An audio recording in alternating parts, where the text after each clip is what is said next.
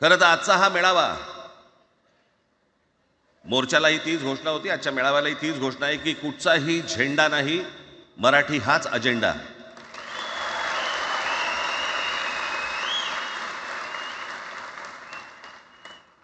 माझ्या मराठीकडे, माझ्या महाराष्ट्राकडे वेडावाकड्या नजरेने पाहायचं नाही कोणी.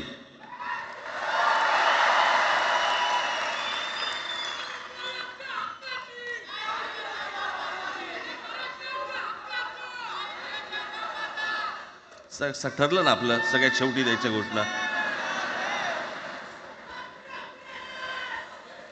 बसा, शांत बसा.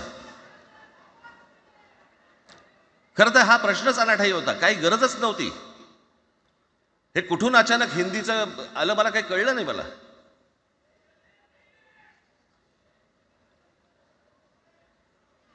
आणि हिंदी कशासाठी? हिंदी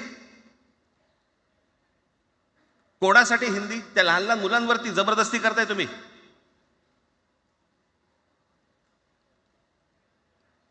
कोणाला विचारायचं नाही, शिक्षण तज्ज्ञांना काही विचारायचं नाही, कोणाला काही विचारायचं नाही. बस आमची सत्ता आहे, आमच्याकडे बहुमत आहे, आम्ही लादणार. तुमच्या हातात सत्ता असेल ती विधान भवनात,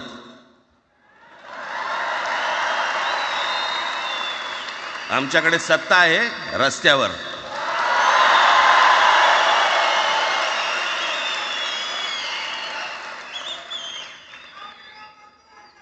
एक पत्र लिहिलं, 2 पत्र लिहिली, नंतर ते दादा भुसे माझ्याकडे आले. मला म्हणाले की आम्ही काय म्हणतो एवढं समजून तर घ्या, एवढं काय म्हणतो एवढं ऐकून तर घ्या. म्हटलं दादा तुम्हाला एक गोष्ट सांगतो, तुम्ही काय सांगता ते ऐकून घेईन पण ऐकणार नाही.